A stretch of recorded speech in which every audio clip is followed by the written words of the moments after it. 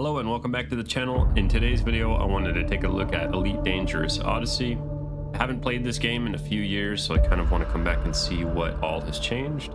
I'll probably be doing a lot of comparisons to Star Citizen, which was the last video that I did. I'll leave a link for it down in the description. Without further ado, let's take a look at Elite Dangerous Odyssey.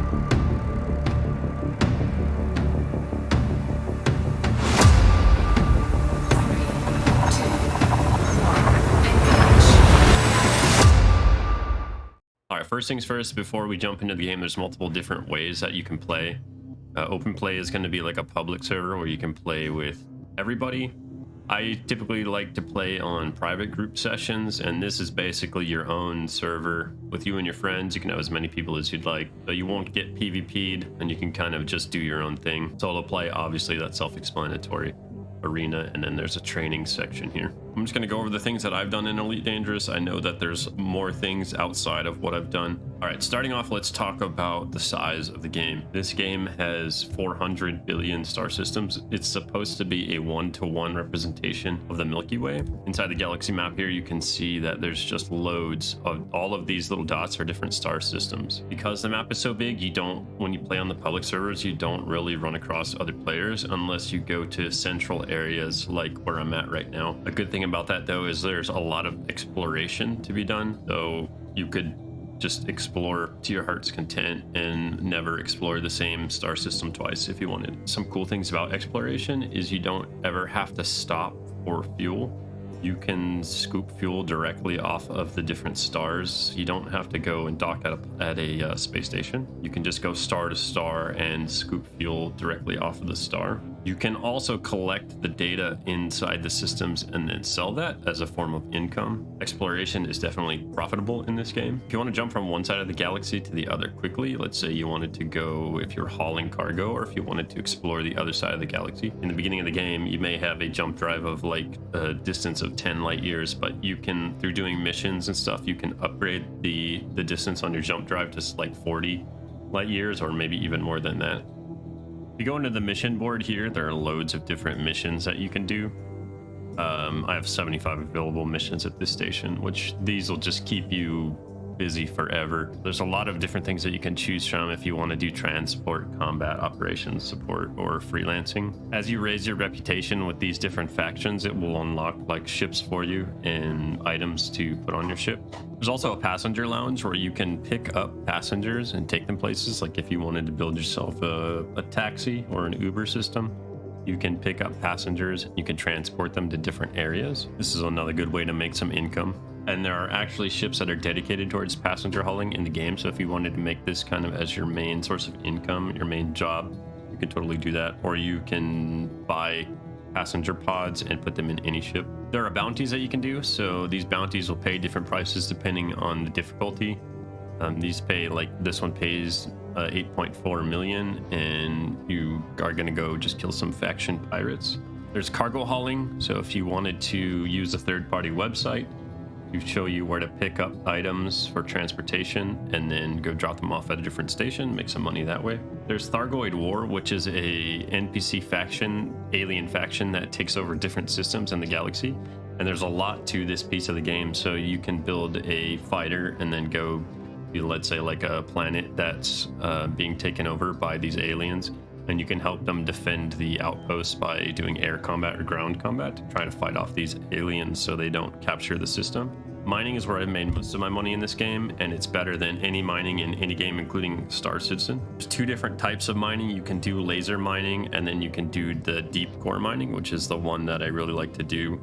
And that one, you find asteroids that have cores of different types of materials, and you launch explosives into the fissures of the asteroid, and then it will explode the asteroid, and then you can come through and use lasers. It's kind of like a shotgun of lasers, and you shoot pieces off of the asteroid, and then you send out your drones, and your drones will go and they pick up the little pieces, can refine them down to different core materials, and then bring those to a station and sell them. Here's a quick clip of when you blow up an asteroid in this game. There's something about it that's just so satisfying.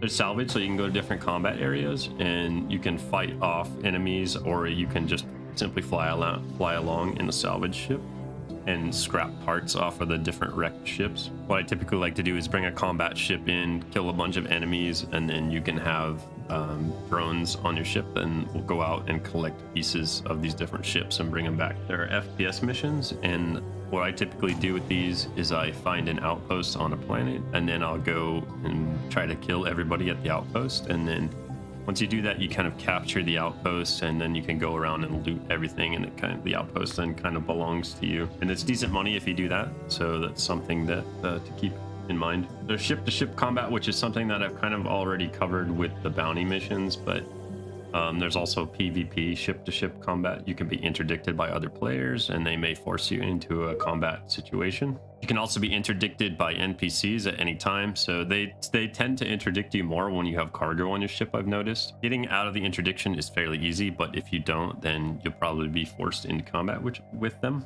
Ship customization is a huge thing in this game, so you can fully customize your ships however you want.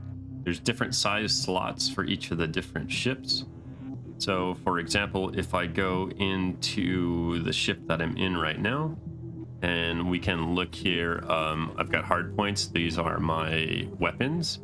So you have different sizes that you can fit in here. So there's multiple different things that you can do, like different class 2 weapons. There's your utility mounts. You've got your core internal. These are like your engines, your power plants, that kind of thing. There's different sizes, like I said, so you can fit different builds in here.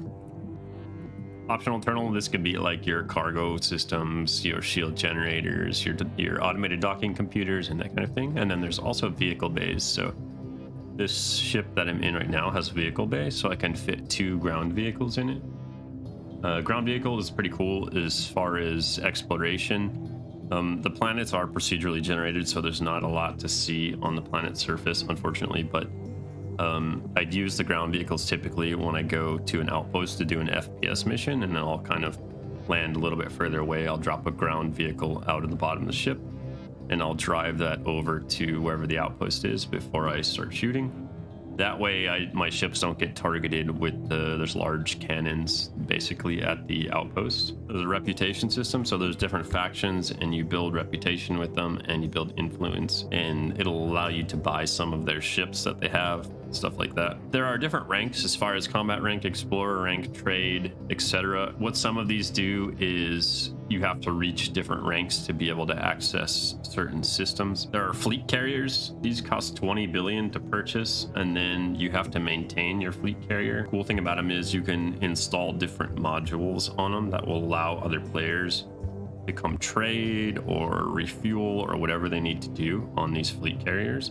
So you can kind of park it like maybe above an asteroid field that's really hot for mining. Players can come up and they can sell there, or they can refuel their ship or do whatever they need to do, and then you can make money that way. The game is currently $19.99 on Steam, or $24.99 for the deluxe edition. I believe the deluxe edition also comes with the Elite Dangerous Odyssey DLC, which you'll need to be able to do the ground missions. Would I recommend this game in 2024? And the answer is yes, if you enjoy playing mostly solo or with your friends. If that's something that doesn't bother you and you just want to go out and do some mining or go out and do some missions, this game is absolutely worth the $20 or the $25. You're going to get way more than that in playtime. If you guys have any questions or comments, please let me know down in the comments. I'm going to leave a link to my video down in the description for Star Citizen if that's something that you're interested in. If you enjoyed the video, please leave me a like. It really helps the algorithm. If you want to see more videos like this in the future, make sure you get subscribed to the channel. I appreciate all of you watching, and we will see you in the next video.